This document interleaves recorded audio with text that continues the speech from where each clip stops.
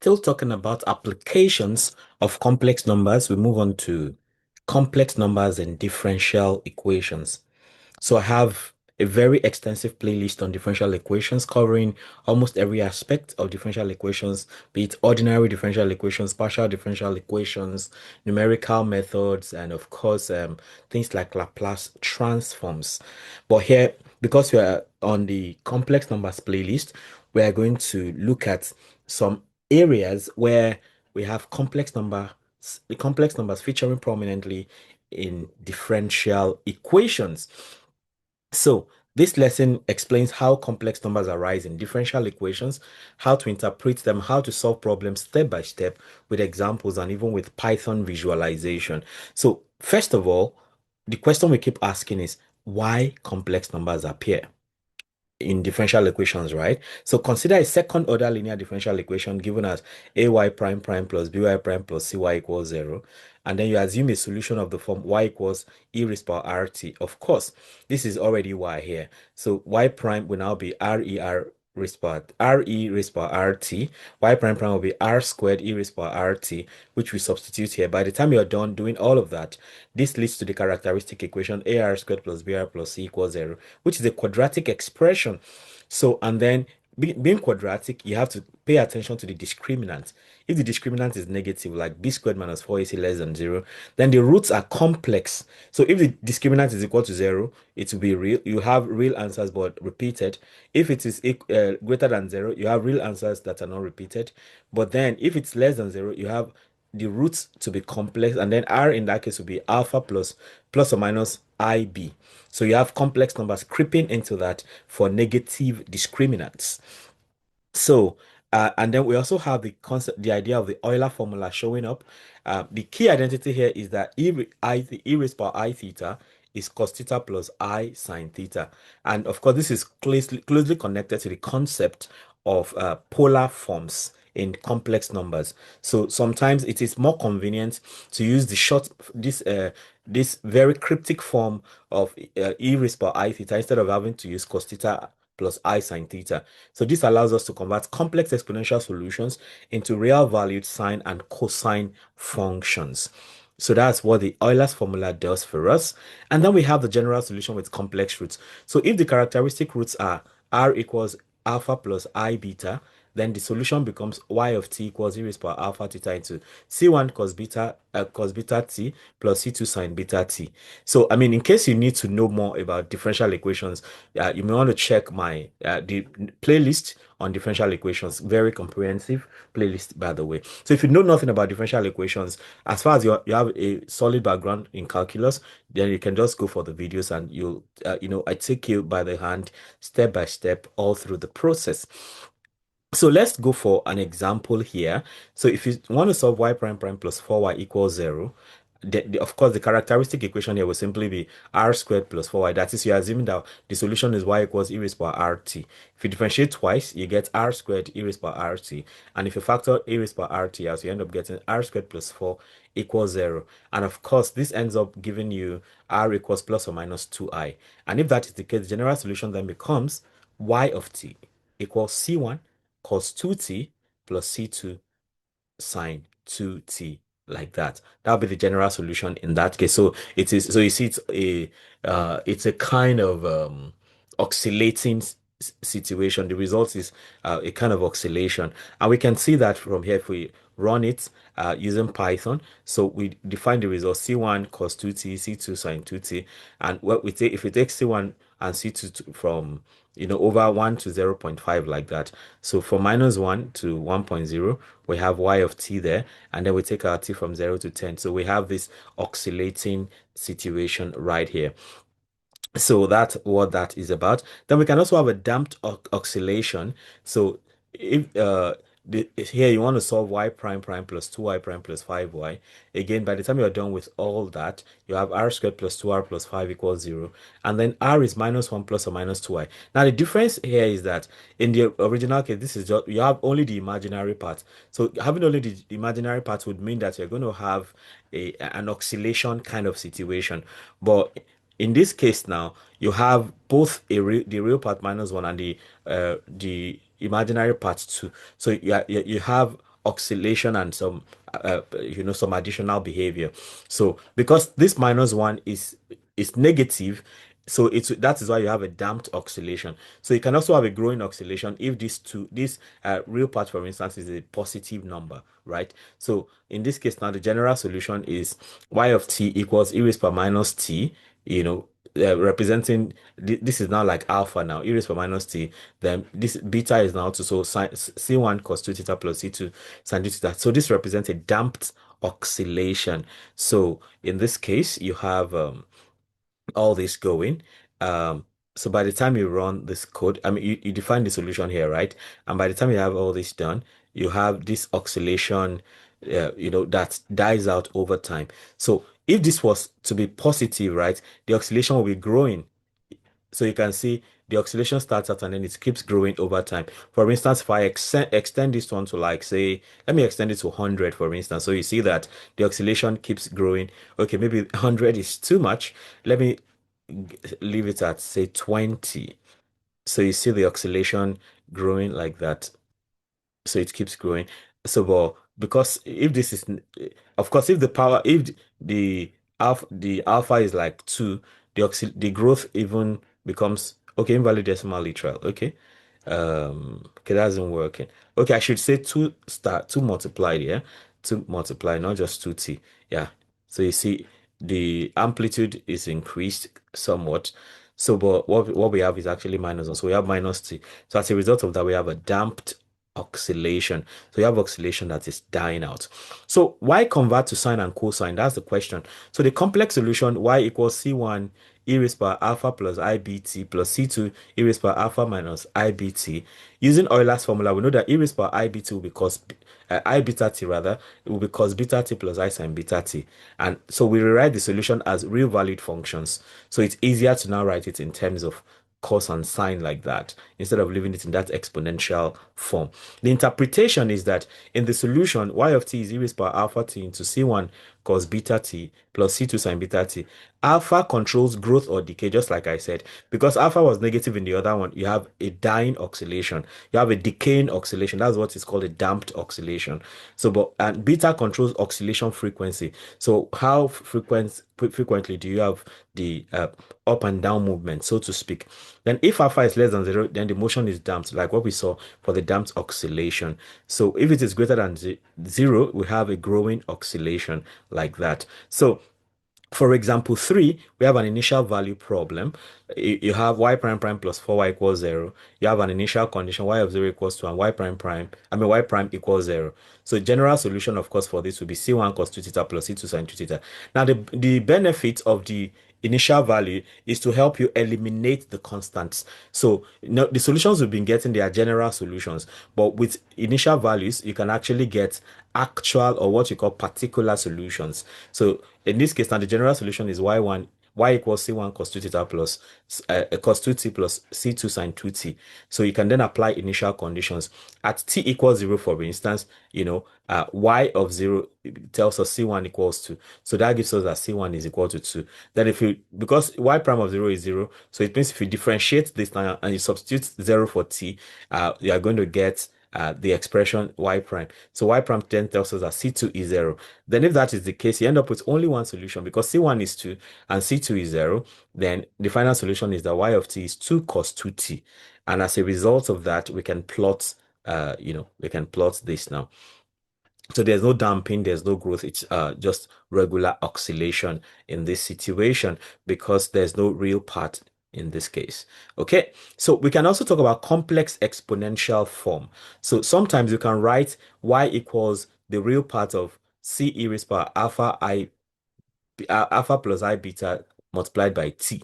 So in that case now, our focus is on just getting the real part of whatever the expression ends up being. So example, if you have y prime prime plus y equals 0, the solution is y equals re, the real part of c e raised by it. So this simplifies to a cos t plus b sine t like that. So you can just use that to extract only the real part in that situation. So the key takeaways here are as follows. Complex roots arise when b squared minus 4ac, the discriminant is less than 0, and solutions take the form y equals e raised by alpha t into c1 cos beta t plus c2 sin beta t. Then alpha controls exponential growth or decay, and beta determines oscillation frequency. So we then have our usual practice problems.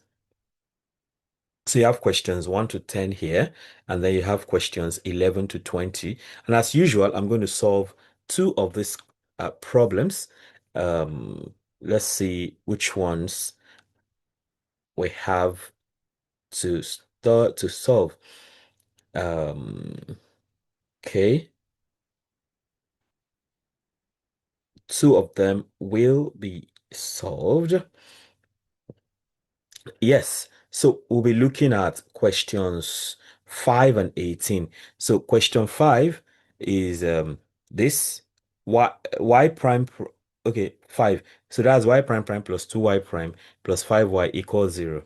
And then question 18 is y prime prime plus 2y prime plus 2y equals 0, and we have initial condition. So let's go ahead and do justice to all this. So first off, we have problem 5. So problem 5. So we want to solve y prime prime plus 2y prime plus 5y equals 0. So then we begin with the steps now. So step 1. So for step 1, we get the characteristic equation. And how do we get that? So we say let the solution y be equal to e raised power rt. Okay, if that is equal to e raised power rt, what do we then do? Y prime then becomes, if we differentiate this, we get r e raised power rt, and then y prime prime is equal to r squared e raised power rt. So we then fix that up into this expression. So we have y prime prime plus 2y prime plus 5y equals 0 is equal to 0. So y prime prime then is r squared e raised by rt, then 2y prime is r e raised by rt, and then 5 uh y again is e raised by rt. All of that is equal to 0. So you can factorize e raised by rt. You have r squared plus 2r plus 5 equals 0. So if you divide through by e raised by rt, you have r squared plus 2r plus 5, and that is 0 over e raised by rt, so that you then have r squared plus 2r plus 5 is equal to 0. So this is the characteristic equation. So step 2 now, in step 2, you then solve for r. Step 2, solve for r. So how do you solve for r? There are many approaches, but one of the easiest ways is to use the formula. To solve for r, you just have, if this is, so you have the coefficients, right? So use the quadratic formula. So minus b, that's here now, a is the coefficient of r squared, and b is the coefficient of r, and c is the constant. So minus b, that's minus 2, plus or minus square root of b squared. B is 2, so square of that, 4 into a is 1, the coefficient of r squared, then c is 5. All of this now divided by 2a, that's 2 times 1, like that. So r now is equal to minus 2 plus or minus square root of 4 minus 20. 4 minus 20 all over 2.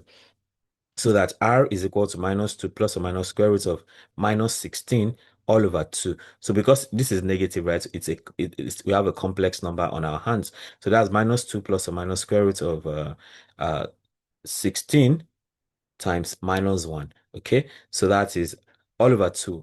So that then means that r is equal to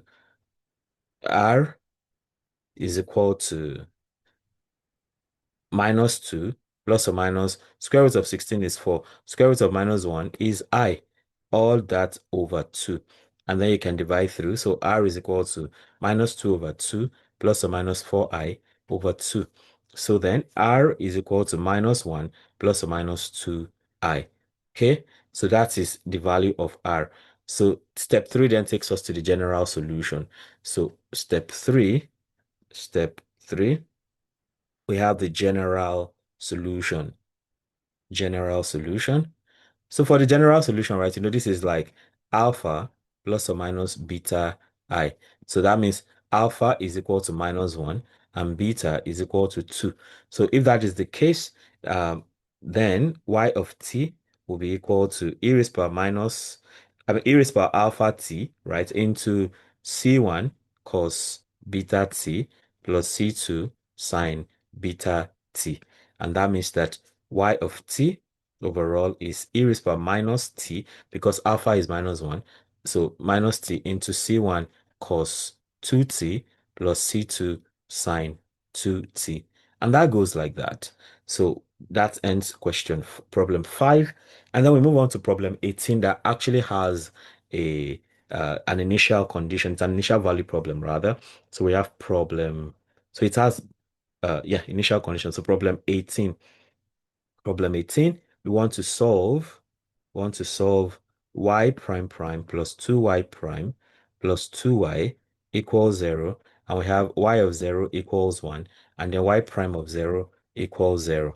So that's an initial value problem. So again, we have step 1. So step 1 here, we get the characteristic equation. We already know how to get the characteristic equation. Same process. So I'll just state it straight up. And you can even extract it from here. So for characteristic equation, you're going to get r squared from r prime prime. That's r squared. From here, you're going to get r. So you have 2r. And here, you're going to get the constant. So you have r squared plus 2r plus 2 equals 0. That is the characteristic equation. So in step 2 now, you can solve. Step 2, we solve for r. Solve for r. And to solve for r, we already know that is r equals minus b. That's -2 plus or minus square root of b squared. That's 2 squared minus 4. A is 1. C is 2 in this case. All over 2 times 1. That's 2a. So r then is equal to -2 plus or minus square root of 4 minus 8 all over 2. So then that means we have r equals -2 plus or minus square root of -4 all over 2. So r is equal to -2 plus or minus that square root of 4 times -1 all over 2, right? So that means r is equal to -2 plus or minus square root of 4 is 2, square root of -1 is I. So that's I all over 2. And then we have r to be equal to -2 over 2 plus or minus 2i over 2. And then r is equal to -1 plus or minus I. That is what r becomes in that sense. So in step 3 now, in step 3, we have the general solution. So general solution. So for the general solution, of course, here now, alpha is equal to -1 and beta is equal to 1. So we then have that y of t is equal to e raised power minus t, c1 cos t, that's cos 1t, right, plus c2 sine 1t, which is c2 sine t. And that is the general solution. Now, because we have initial conditions, right, we can actually we can apply the initial conditions to get a particular solution. So apply initial conditions. That is step 4. Apply initial conditions. So when we apply the initial conditions, first of all, what are the initial conditions? Two of them. Y of 0 equals y of 0 equals 1, y prime of 0 is 0. So for y of 0 equals 1, this implies that at t equals 0, y is equal to 1. Okay, so that means that y, so this is our general solution already. This is what we are referring to actually. So we can write that as we have y of t equals e raised power minus t, c1 cos t plus c2 sine t, first of all. So um at t equals 0, right? It means that y is equal to 1. So what that means is that y of 0 is equal to 1, such that y of 0 is such that, okay, y of 0 is such that 1 is equal to whatever you get when you replace this with t. So this is e raised power minus 0 because t is 0 into c1 cos 0 plus C2 sine 0. Okay, so that means 1 e raised power minus 0 is 1 over e raised power 0. I mean, I'm just trying to be finicky here. Then C1 cos 0 is 1. C2 sine 0 is 0. Okay, so that is 1 equals e raised power 0 is 1. Anything raised power 0 is 1. So C1 times 1 is C1 plus C2 times 0 is 0. Okay, let me just do that. And then we have 1 to be 1 into C1. So that means C1 is simply 1 easily. Okay, that's for the first condition. So we have got C1 like that. So the next thing is we do for the next initial condition, which is that y prime of 0 is 0. So this other one. So we apply that. So for y prime of 0 equals 0, for y prime of 0 equals 0, what do we do? So for y prime of 0 equals 0, again, we have y of t equals 0 raised power minus t into c1 cos t plus c2 sine t. So because we need y prime of t, so y prime of t equals, we need to differentiate this now. Okay. It has to be like a function of a function, right? So different so keep this e raised power minus t and differentiate inside this bracket. Okay, so differentiate inside that c, that'll be minus c1 sine t. When you differentiate cos t, you get minus sine t plus c2 cos t. When you differentiate sine, you get cos. That's that.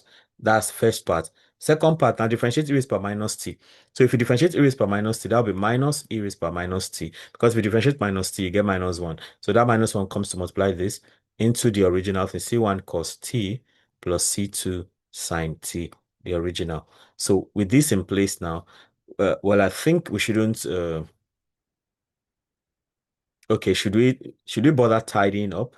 I think we should not bother tidying up because we can easily, okay, maybe we should tidy up. Let's tidy up. So we have y prime of t equals, so e raised power minus t is somewhat common.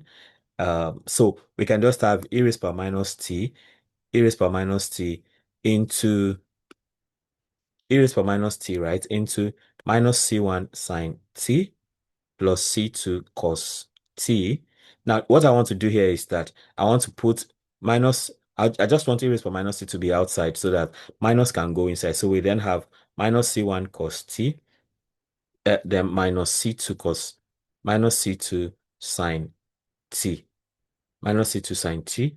So once that is done, we can then have y prime of t, e raised power minus t can then be outside into minus C1 sine t plus C2 cos t, then minus C1 cos t minus C2 sine t. So we can put all this together so that y prime of t now is equal to e raised power minus t. So so we put cos together, we put sine together. For sine, we have minus c1 minus c2 sine t, minus c1 minus c2 sine t. Then for this other one plus c2 minus c1 cos t. Okay, so we have that, but we already know that c1 is equal to 1, right? So we know that at t equals 0 already, right? Y prime of 0 is equal to 0. And of course, we already know that C1 is equal to 1 already. So, so we just substitute all of that. So we are saying that Y prime of 0 is such that 0 here, 0 is equal to e raised power minus 0 into minus C1 now. That's minus 1 minus C2, all right, sine 0 plus C1, plus C2 minus 1, C2 minus 1 into cos 0. Okay, so with that in place, we then have 0 equals e raised power minus 0. Of course, we know that's already 1. So that we then have, uh, okay, minus 1 minus C2. Sine 0 is already 0. So that would just go. then plus C2 minus 1 multiplied by 1 here, so that 0 is equal to 1 into, okay, 1, since this is already gone, C2 times 1, that's C2 minus 1. So we then have 0 is equal to C2 minus 1, and then C2 is equal to 1. So C2 is 1 and C1 is also 1. So, and with that in place, then we have our problem solved. Uh, so, so final solution now will be as follows. So we have y of t equals e raised by minus t cos C1 cos t plus C2 sine t. So since C1 and C2 are 1 each, so we have y of t equals e raised by minus t into cos t plus sine t, because C1 is 1, C2 is 1. So this is our final solution in that case. So that's how that goes. And with that, we come to the end of uh, this video about the application of complex numbers in differential equations. Don't forget to try your hands on these problems. Okay, you have 1 to 10, try your hands, then 11 to 20, 2 already done. So let me know how helpful this is for you. And if there's something else you'd like me to try out, feel very free to let me know. If you have subscribed to this channel already, I thank you very much for doing that. And if you have not subscribed, why not go ahead and subscribe right away? Hit the notification bell also, so you can always get notified each time a new video is released. Having done that, you can also become a member of this channel by clicking on join.